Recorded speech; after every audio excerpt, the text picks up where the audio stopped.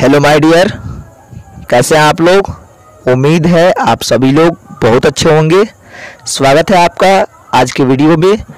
आज हम लोग बात करने वाले हैं सुभद्रा कुमारी चौहान का जीवन परिचय के बारे में। हम लोग पिछला चैप्टर पढ़ चुके हैं जिसका नाम था तुमुल कोलाहल कलह में।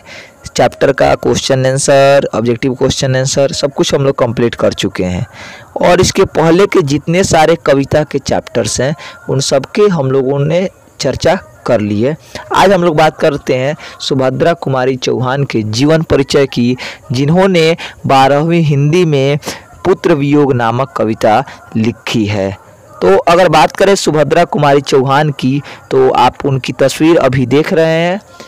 यह जो है तस्वीर थोड़ा सा रंगीन दिख रहा है, लेकिन कोई बात नहीं, यह सुभद्रा कुमारी चौहान का तस्वीर है। चलिए अब इनके जीवन परिचय के बारे में हम लोग देख लेते हैं। सुभद्रा कुमारी चौहान के अगर जन्म की बात करें तो इनका जन्म जो है 16 अगस्त 1904 ईस्वी के समय हुआ था। ठीक है, 16 अगस्त 1904 ईस्वी में हुआ था। इनका जन्म स्थान कहाँ है तो ये उत्तर प्रदेश की रहने वाली है, यानी निहालपुर इलाहाबाद में इनका जन्म हुआ। इनकी माता का नाम श्रीमती धीराज कुंवर था और इनके पिता ठाकुर रामनाथ सिंह थे। ठीक है, ये ठाकुर परिवार की थी और इनके पति का नाम है ठाकुर लक्ष्मण सिंह, जो कि मध्य प्रदेश के रहने वाले थे।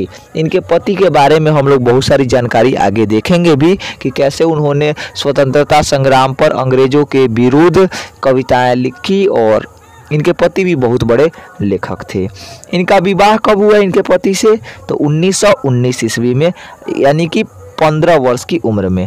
और बात करें इनके निधन की तो इनका निधन हुआ था 15 फरवरी 1948 ईस्वी में, यानी 44 साल की उम्र में, मात्र 44 साल की उम्र में। वह दिन था वसंत पंचमी।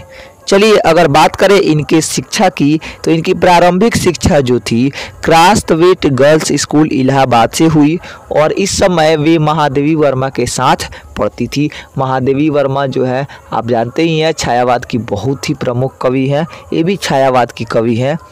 और बाद की इनकी शिक्षा जो है थियोसोफिकल स्कूल वाराणसी से हुई 9वीं तक की पढ़ाई, और 9वीं तक की पढ़ाई के बाद इन्होंने असहयोग आंदोलन में अपना योगदान दिया। असहयोग आंदोलन में खुद पढ़ी पढ़ाई छोड़कर।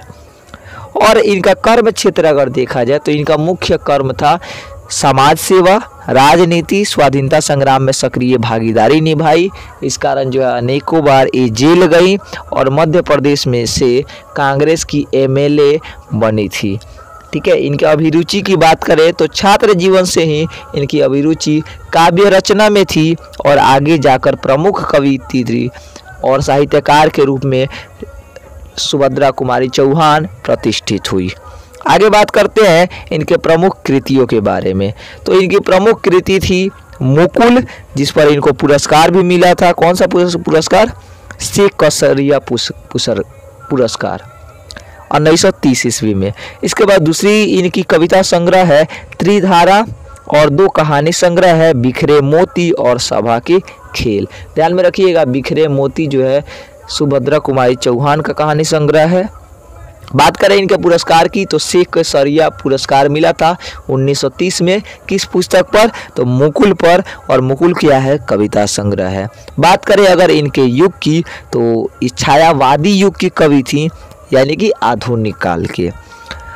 इनके पति लक्ष्मण सिंह चौहान एक कांग्रेसी नेता थे, जिन्होंने कूली प्रथा और गुलामी का नशा नामक पुस्तकें लिखी। तो टोटल मिला के देखा जाए तो इनके पति और ये दोनों जो हैं ये बहुत ही बढ़िया लेखक थे। दोनों ने स्वतंत्रता संग्राम के लिए अपने पुस्तकों की रचना की नहीं। और आप और आगे बात करें तो मुक्ति बोध द्वारा सुभद्रा कुमारी चौहान के बारे में कहा गया है कि सुभद्रा जी के साहित्य में अपने युग के मूल उद्वेग, इसके भिन्न भिन्न रूप अपनी आमरण प्रकृतिशील में प्रकट हुई है। अगर बात करें इनकी गीत जिसका नाम है पुत्र वियोग। ठीक है, तो पुत्र वियोग जो है एक शोक गीत है, और इस संपूर्ण हिंदी काव्य जगत की सबसे प्रमुख, सबसे बड़ी जो शोक गीत है वह है सरोज स्मृति, जो निराला अपने पुत्री सरोज की मृत्यु पर लिखते हैं।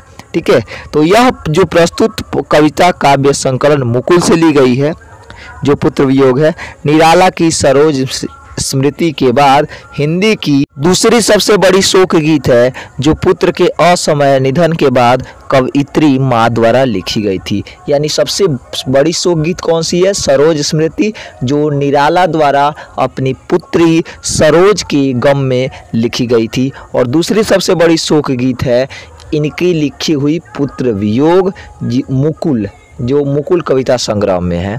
यह दूसरी सबसे बड़ी शोक गीत है।